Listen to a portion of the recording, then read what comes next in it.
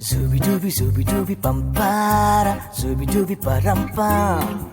Zooby dooby nache, क्यों पागल stupid man. Zooby dooby pampara, zooby dooby paramba. Zooby dooby nache. Hi guys, this is Aisha. Welcome to Ash's Kitchen yet again. Today I'm going to make a sweet dish and the name of the dish is Suji ka halwa.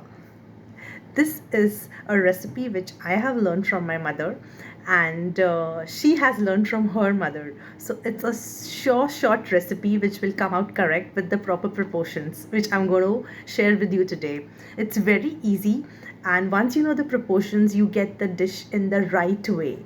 So presenting to you from Ash's Kitchen, Suji ka halwa. Let's head on and check out into my kitchen. Welcome to Ash's Kitchen.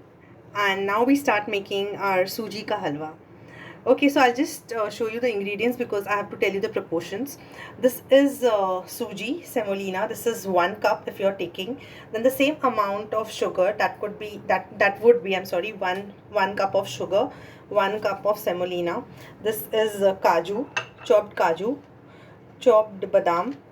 Okay, this is elaichi powder. If you don't have this, you can put in you can crush elaichi, cardamom and put in that.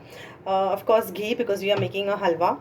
And this is 1 cup of water, so you have to put in 4 such cups. So and if you're taking same amount of everything you have to take, only water should be 4 times. 1 cup of semolina, 1 cup of sugar and 4 cups of water. So we start making the sugar syrup now.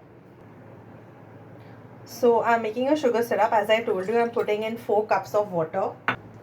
This is the 3rd cup and this is the 4th one. So we are making a sugar syrup, and as I showed you, into this would go 1 cup of sugar. So you don't have to thicken the sugar syrup. Just till the sugar melts, we will boil it and then we'll switch off the gas. So in the boiling sugar syrup, I'm going to put a little bit of cardamom powder. If you don't have this, you can put in crushed elaichi also, and I'm putting a few of that as well. So I'll just wait for the sugar to get dissolved into it and then we'll proceed. So the syrup is ready. We don't have to overboil it, neither thicken it. We go for that 1 tar 2 tar chashni. We need not go over here. Just a simple boiling in 4 cups of water, 1 cup of sugar and cardamom. So now I would just switch off the gas and come to the roasting of semolina or suji. So here I have I've taken a kadhai and I have taken 1 cup of suji.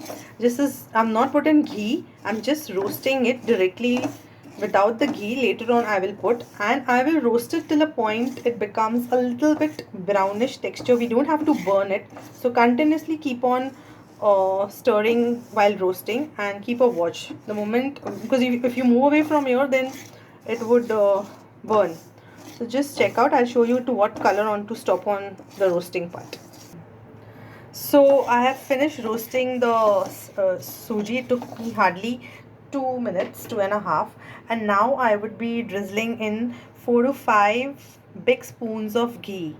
Now ghee would be required here, nice, so that the suji gets soaked into it. That much ghee, it should be drenched into it, then only you can get a perfect one. And now I would be stirring and roasting the same thing into ghee. First step was without ghee, and now I have put in ghee and I'm roasting it for another 2 minutes. So I have roasted it in ghee. Now I would be putting kaju, little bit of chopped badam. Little I'm leaving it to garnish it on top, and just a quick stir. So just assembling the entire rava in between. Now it's time to drop the sugar syrup, and while you're dropping in the sugar syrup which we have prepared, just go a little behind. So now I would slowly just go little bit behind and drop the sugar syrup, because it starts bubbling up like anything, so take care of your hand and continuously stir.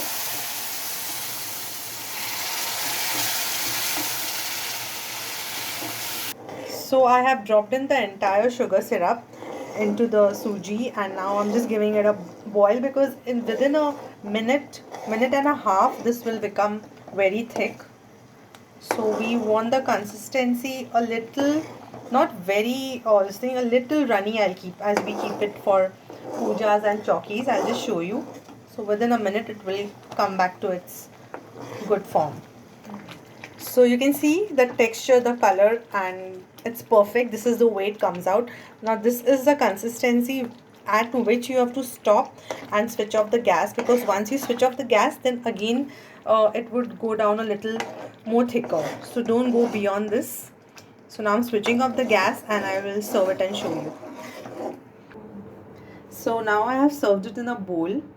You know, in Punjabis we call this shira.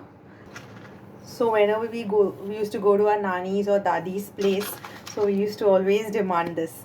This is very much demanded at our granny's place. So I have learned it from my mother, as I told you, and she from her own mother.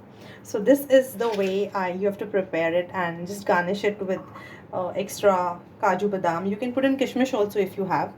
So raisins. So we are ready with our dish, and it serves 3, the proportions which I have shown you. So do try it at your place. This recipe I dedicated to my mother. So do try it, subscribe, comment, like, and enjoy. Take care. Bye bye.